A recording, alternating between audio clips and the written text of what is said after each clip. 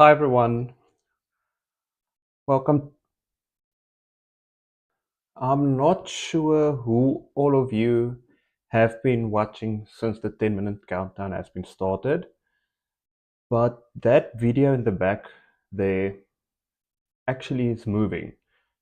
It just shows how slow the Earth is moving. Just a little fun fact for everybody who might think the Earth is stationary.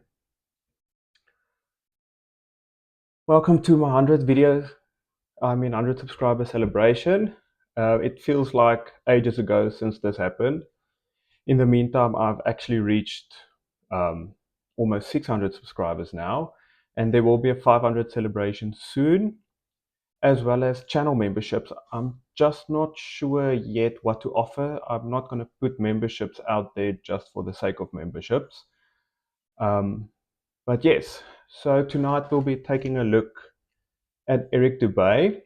I'm going to continue his 200 proofs video.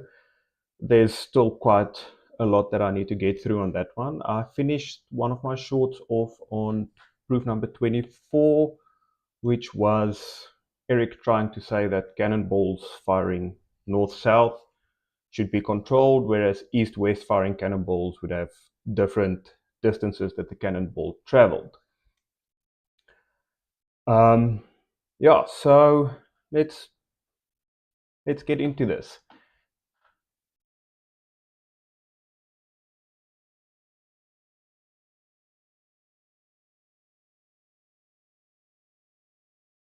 So this is the cannonballs one.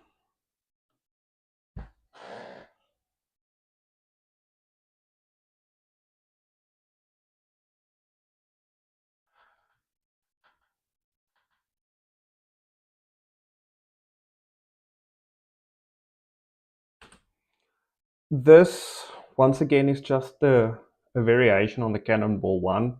Throughout this video, Eric really does repeat himself a lot. He just uses different words.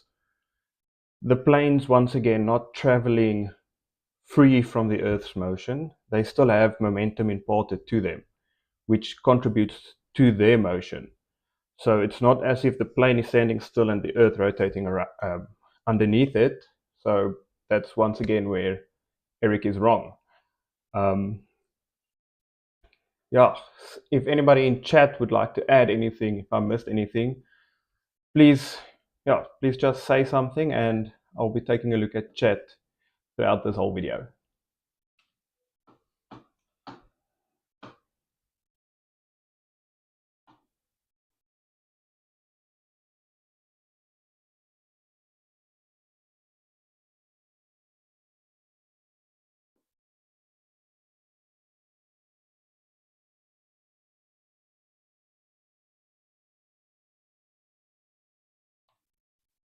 I'm not sure who this author is, but if flying was invented in the time of Copernicus, I'm pretty sure that Copernicus would have gotten to the same conclusions.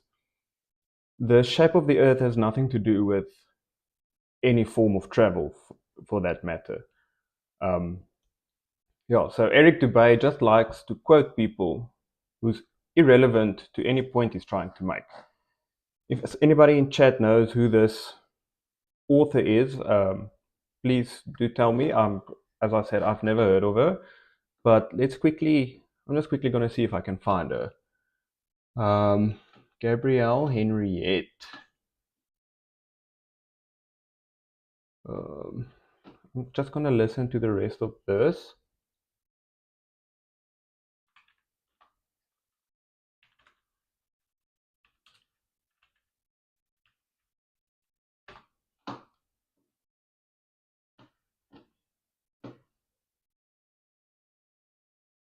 Listening to the rest of this, I can already tell you that the author has nothing to do with this. It's once again just a repeat of proofs 25 and 24. So, like I said, Eric just likes to repeat himself.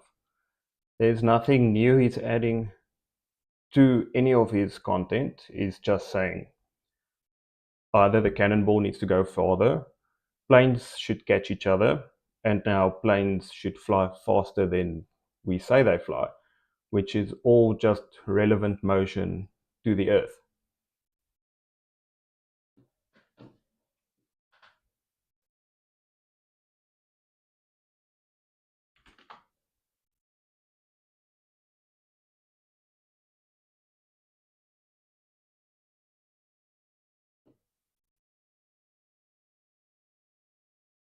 I quickly searched for this Gabrielle Henriette person, and guess what?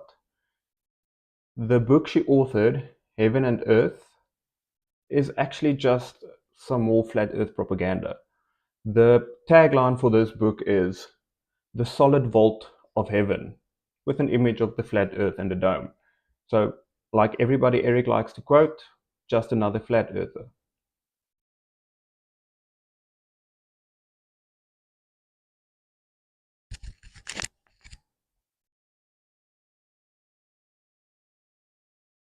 Thanks, chat. I'll quickly check on that. I see there's no audio coming from the video. Let me just fix that quickly.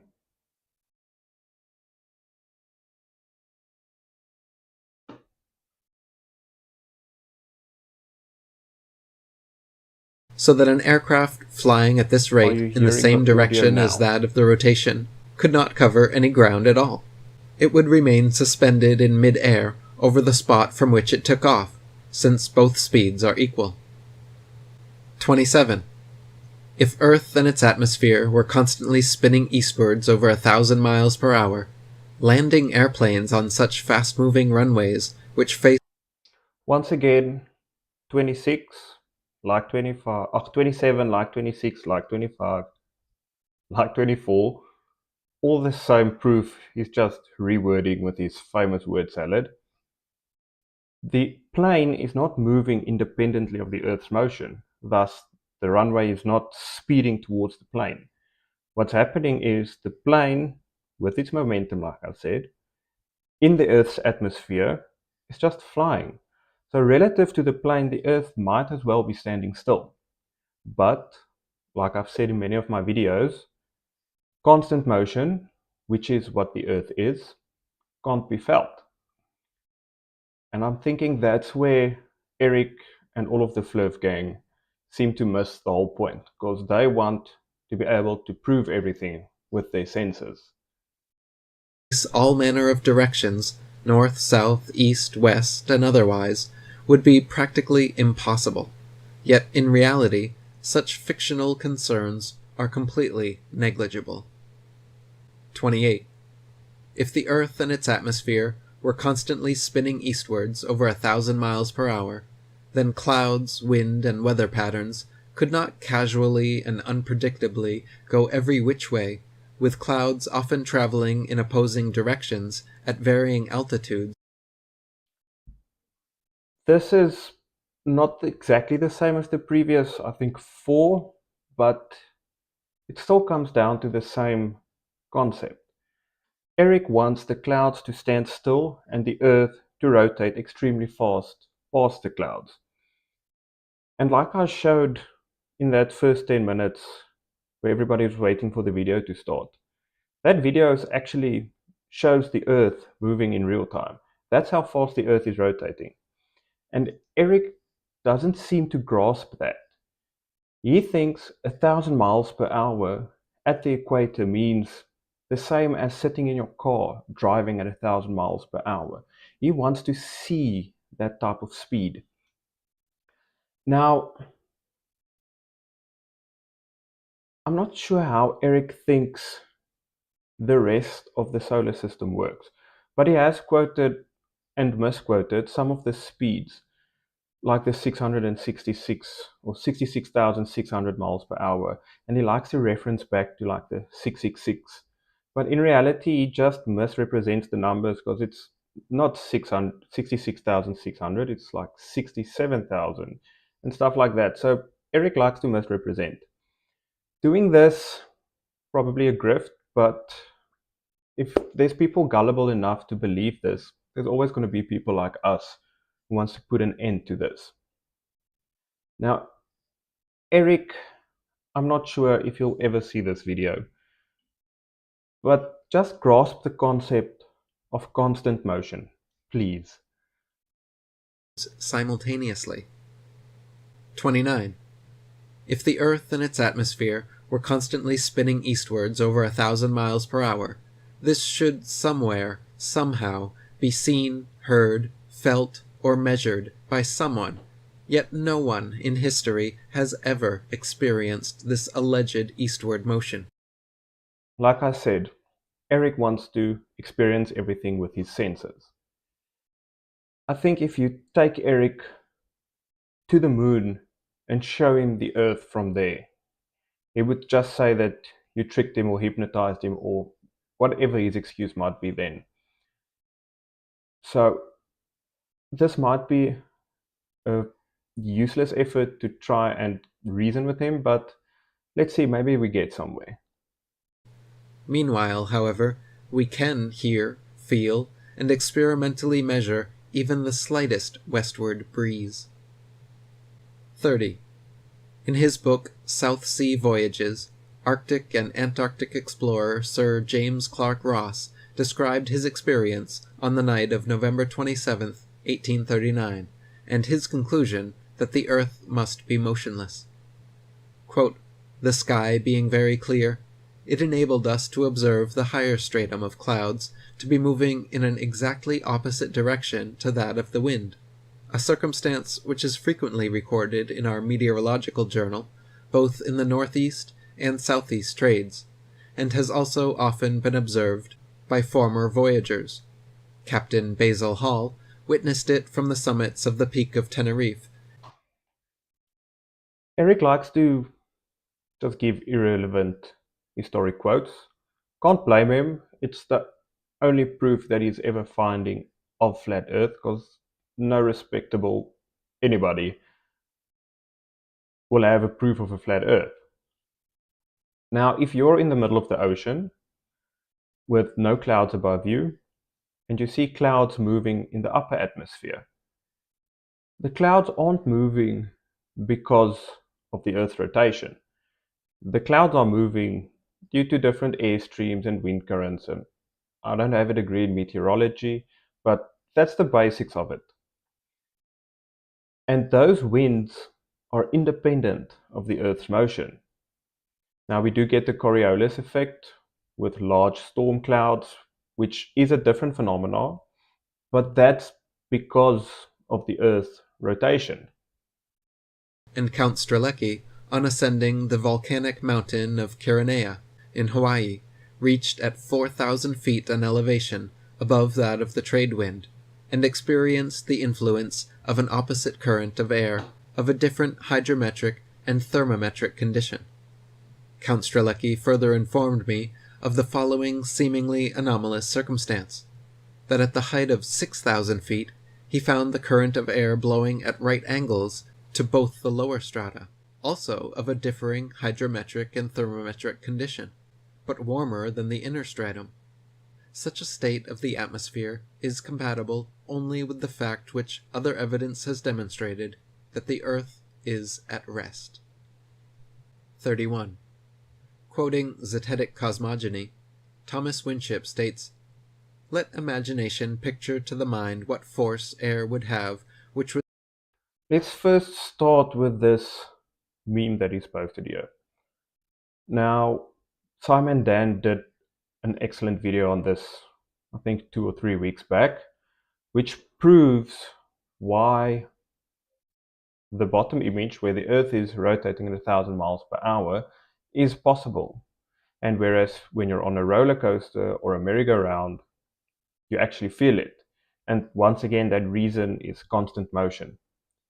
Getting to his point, it's probably going to get back to the same points, either going to be historical figures or Earth spinning at 1,000 miles per hour, so something must go faster than that if it's moving on the Earth, which is what I'm deducing from the image. But let's listen to him. Was set in motion by a spherical body of 8,000 miles in diameter, which in 1 hour was spinning round 1,000 miles per hour, rushing through space at 65,000 miles per hour, and gyrating across the heavens. Then let conjecture endeavor to discover whether the inhabitants on such a globe could keep their hair on. If the Earth globe rotates on its axis at the terrific rate of 1,000 miles an hour, like I called it, is just going to come back to must be rotating fast, so probably winds must be fast. such an immense mass would of necessity cause a tremendous rush of wind in the space it occupied. The wind would go all one way, and anything like clouds which got caught within the sphere of influence of the rotating sphere would have to go the same way. The fact that the Earth is at rest is proved by kite flying. 32. I think he wants there to be 1,000-mile-per-hour wind as the Earth rotates, because Eric wants the atmosphere to be independent of the Earth, which is not possible because that's not reality. The wind that we feel is not due to rotation. Why? Because the atmosphere actually rotates with the Earth. So we don't feel the wind of 1,000 miles per hour. Imagine what hectic world that would be, having to live every day in extreme winds. If gravity is credited with being a force strong enough to hold the world's oceans, buildings, people, and atmosphere stuck to the surface of a rapidly spinning ball, then it is impossible for gravity to also simultaneously be weak enough to allow little birds, bugs, and planes to take off and travel freely, unabated in any direction. Okay, I've said this quite a few times. Not necessarily to Eric, but I'm pretty sure I've said it to him as well. Gravity is not very strong. It's in fact the weakest of the four fundamental forces. So gravitational force is dependent on the mass of an object. The lower the mass, the weaker the force. On the point of planes taking off, yes, planes weigh a lot, but they've got something called lift, which is a force that opposes gravity, and it works against gravity to make the plane actually fly. Couple that with the speeds that planes fly at, it's easy to overcome gravity. I think I said it in one of my previous videos. It's easy to pick up a pencil, but it's quite difficult to pick up a mountain. And that's the point I'm trying to make. The larger the mass, the more difficult to pick up the object. 33. If gravity is credited with being a force strong enough to curve the massive expanse of ocean, here we go again. Eric's going to repeat a proof, because here we go with gravity pulling the ocean towards the center of the Earth. But maybe he surprises us with this one. around a globular Earth, it would be impossible for fish and other creatures to swim through such forcefully held water. 34. Yeah, with 33, I'm just go and see the 32 comment, because it's the same thing. It's gravity, gravitational force at least, is directly proportional to mass. And the lighter the mass, the less the force. The ocean weighs a lot. Think about this. For every liter of water is a kilogram in terms of mass. I'm not sure how many liters of water there is in the ocean, but it's quite a lot. Ship captains in navigating great distances at sea never need to factor the supposed curvature of the Earth into their calculations. Both planes. Anderson, I like your idea about the t-shirt, and I think we can just go on a street corner and hand out t-shirts saying I'm smarter than a flat earther. It's not actually a competition at this stage. And hi, Scooter Magoo. Yeah, nice to see you in chat.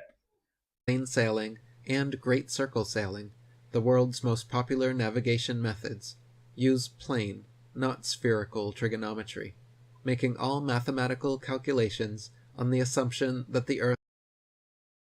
I'm just going to go a bit back on this one because I missed a bit, but spherical trigonometry in terms of the Earth, if you go down to a small enough scale, becomes trigonometry on a plane, because that's just how big the Earth is. If you, for instance, draw a triangle, let's say 10 meters each side, that would form 60 degrees interior angles. But if you go over a large enough distance and you form a triangle, that would technically be a triangle with 90-degree interior angles. That's the type of spherical trigonometry that Eric probably have never heard of. World's most popular navigation method are the supposed curvature of the held water. 34. Ship captains in navigating great distances at sea never need to factor the supposed curvature of the earth into their calculations. Both plain sailing and great circle sailing, the world's most popular navigation method. Just want to get to that great circle sailing. On a flat Earth, that would not be possible at all. On a flat Earth, it would, if you want to sail around a great circle, you'll have to maneuver around quite a large distance. If you look at the southern hemisphere, some of the great circles are quite small on a sphere, and then if you project that onto the flat Earth map, the distances become quite enormous. And that's the point that everybody is always trying to make. Yes, you might be able to circumnavigate the world on a flat Earth, but if you go and time it versus what the times actually are, it's not the same. Therefore, it can't be flat. Use plane, not spherical trigonometry, making all mathematical calculations on the assumption that the Earth is perfectly flat. If the Earth were in fact a sphere, such an errant assumption would lead to constant glaring inaccuracies. Plain sailing has worked perfectly fine in both theory and practice for thousands of years, however, and plain trigonometry has time and again proven more accurate than spherical trigonometry in determining distances across. The reason that you might think that plane trigonometry versus spherical trigonometry will give different will be more accurate is because you have a very one-dimensional level of thinking. I'm not even gonna say two-dimensional because then let's just stay with one-dimensional. Whereas if you would have taken the time and effort to just Google's a great thing if you can use it, then you'd find out that spherical trigonometry is actually more accurate on this planet of us that's actually a sphere, and that's why spherical trigonometry is more accurate. The oceans. 35. If the Earth were truly a globe, then every line of latitude south of the equator would have to measure a gradually smaller and smaller circumference the farther south traveled. If, however, the Earth is an extended plane, then every line of latitude south of the equator should measure a gradually larger and larger circumference the farther south traveled. Yes, I agree with that. If the Earth is flat, if you go further south, if you want to circumnavigate it, you'll have to go further than you would on the opposite side of the Earth. So let's say on the 10-degree latitude line, south and north, is the same distance on a sphere, whereas on a plane, it's, well, look at that map. 10 degrees would be, let's say, this circle down here, whereas 10 degrees up would be the circle in the middle, whereas 10 degrees would be the circle all the way on the outside of the map. And that's not logical, is it? The fact that many captains navigating south of the equator, assuming the globular theory, have found themselves drastically out of reckoning, more so the farther south traveled, testifies to the fact that the Earth is. I would love to meet this captain or captains that you mentioned here, because I'm pretty sure like Mark Sargent with his questions for a scientist, you're making this up. There's a race, I did a short on this. There's a race every year circumnavigating Antarctica. And the distances they travel, along with the speed and the time it takes, does not at all correlate with the flat Earth. The time and the distances correlate perfectly with the spherical Earth. And just another point on Antarctica.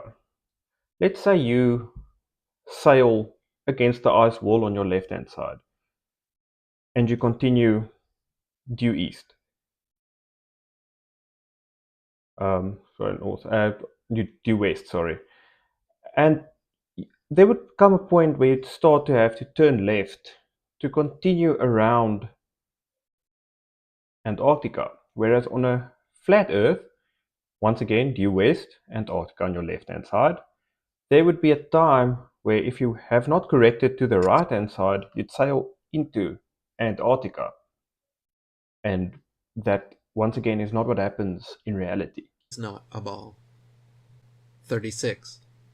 During Captain James Clark Ross's voyages around the Antarctic circumference, he often wrote in his journal, perplexed at how they routinely found themselves out of accordance with their charts, stating that they found themselves an average of 12 to 16 miles outside their reckoning every day. Later on, further south, as I once again would like to see whomever you got this information from. And once again, in the 1800s, they did not have the technology we have today to map the Earth with. If you look at this path that this person has followed and you map that on a globe, it would be less than a quarter of this distance. as much as 29 miles. 37. Lieutenant Charles Wilkes commanded a United States Navy exploration expedition to the Antarctic from 1838 to 1842, and in his journals also mentioned being consistently east of his reckoning, sometimes over 20 miles in less than 18 hours.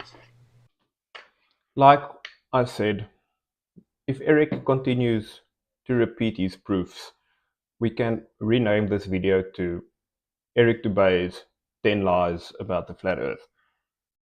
Once again, I'd like to see the exact course that this person took, and then I would like to see what Eric did to calculate these values and make sure that they actually correlate with the Earth. And then just on the point of this meme or image, I wouldn't even dare to call it a meme. Sea level, once again, is not sea level because it's flat. Sea level is the altitude at which the water of the ocean sits. So if you are 10 meters above sea level, that means from the ocean where it's at rest, 10 meters up, that's where you are. Now, around a globe, that means 10 meters curved around it. It does not mean 10 meters straight out, flat as a pancake. 38. To quote Reverend Thomas Milner, in the southern hemisphere, navigators to India have often fancied themselves east of the Cape when still west, and have been driven ashore on the African coast, which, according to their reckoning, lay behind them. This misfortune happened to a fine frigate, the Challenger, in 1845. How came Her Majesty's ship Conqueror to be lost? How have so many other noble... Nothing against the Reverend, but quoting a Reverend on the matter of flat Earth, where he has not even actually mentioned anything about the shape of the Earth, he had just asked a question about why do people get lost at sea. And once again, it's quite a while back. I'm actually surprised that anybody found their way across oceans way back when, but it happens. Living in South Africa, the largest port from England to India was right here in our own little country, Cape Town. And quite a lot of people stopped here. That does not mean the Earth is flat, because if the Earth was flat, that would not make sense to travel all the way down to go all the way up. It would then rather make sense to go through the North Pole, or maybe through other means than having to sail around the southern point of Africa. Vessels, perfectly sound, perfectly manned, perfectly navigated, been wrecked in calm weather, not only in dark night or in a fog, but in broad daylight and sunshine, in the former case upon the coasts, in the latter upon sunken rocks, from being out of reckoning. The simple answer is that Earth is not a ball. 30. That simple answer, once again, I'm pretty sure does not come from whomever did this quote. That simple answer comes from you, Eric. Just taking a quote and then making whatever conclusion you would like to make from that quote. 39. Practical distance measurements taken from the Australian Handbook, Almanac, Shippers and Importers Directory state that the straight line distance between Sydney and Nelson is 1,550 statute miles. Okay, so the distance in Australia is 1,500 statute miles.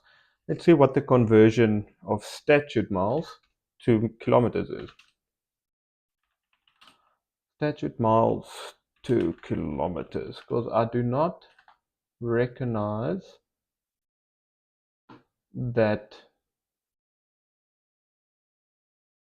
Okay, so the mile, sometimes the international mile, statute mile, to distinguish it from other miles, is a British imperial unit and United States customary unit of distance. So statute mile is a mile.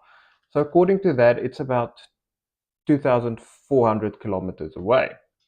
Now, the two cities in Australia, Sydney and Nelson, let's see how far they are, because I'm doing this debunking blind, so I've not looked at any of Eric's any of the rest of this video at all. So let's see. So Sydney to Nelson,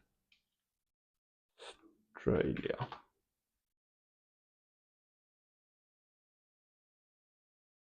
Distance.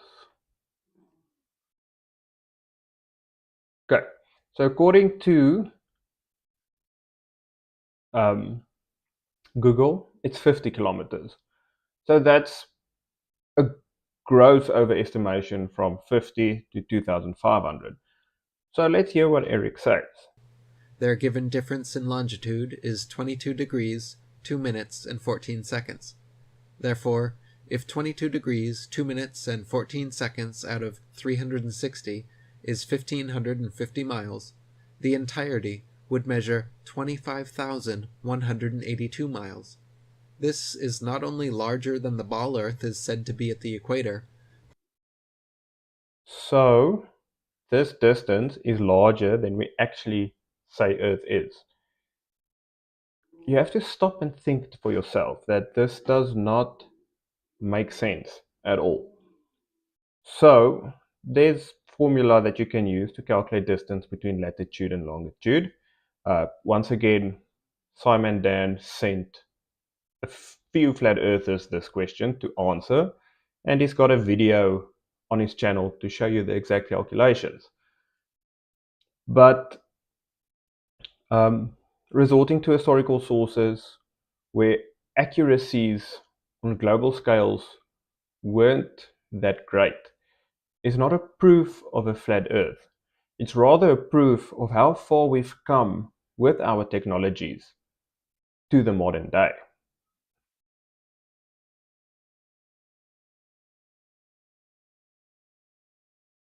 But a whole 4,262 miles greater than it would be at Sydney's southern latitude on a globe of said proportions. 40. From near Cape Horn, Chile, to Port Phillip in Melbourne, Australia, the distance is 10,500 miles, or 143 degrees of longitude away.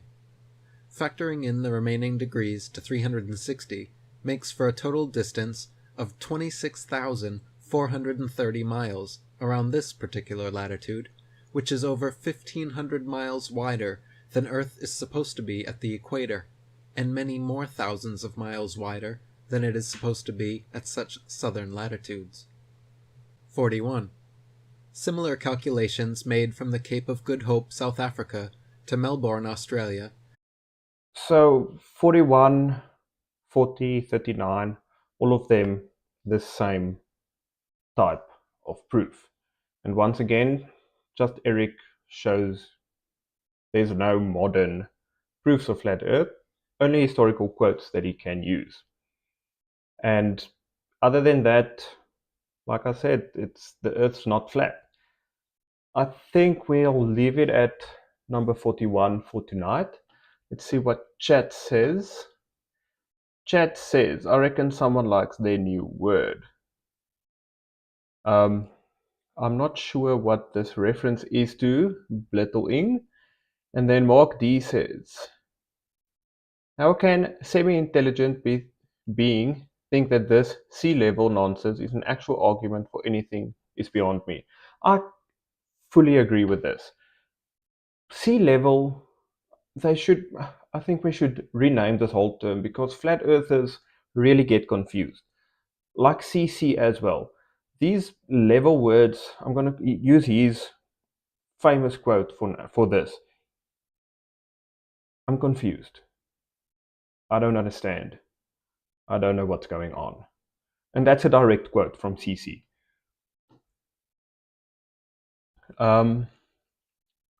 So Binnen Urlaub, I'm pretty sure I'm mispronouncing that name, but says, are there no recent discoveries of flat Earth scientists?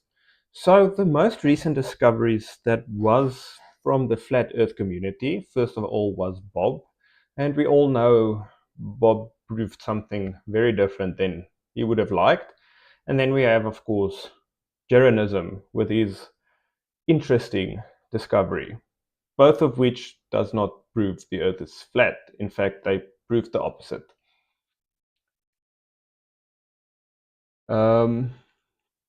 Pedro said, yes, wishing you many more subs. Good show. Thanks, Pedro. Yes, yeah, like I said, the channel grew a lot faster than I initially thought it would. I'm grateful to each and every one of you. There's more content to come from my side. And yeah, let's keep up the good work. Let's try and rid the world of flat earthers. Yeah, rest in peace, Bob. Yeah, thanks to him, we do know the Earth is rotating. Yeah, let's end it there for tonight. I think we can. Yeah, we will maybe do this once a month. As soon as my memberships are sorted out, there might be membership live streams and everything. But thanks to each and every one of you for tuning in. I hope you enjoyed this. Hit that like and subscribe button if you haven't yet. I really appreciate everybody and all the positive comments and support that's been coming my way. There is, of course, a few flat earthers who doesn't like what I'm doing and they try their nonsense, but water off a duck's back doesn't bother me at all. Like all of you know, I'm Heinrich. I'm the real nuclear physicist. Thanks for tuning in, and I'll see you next time.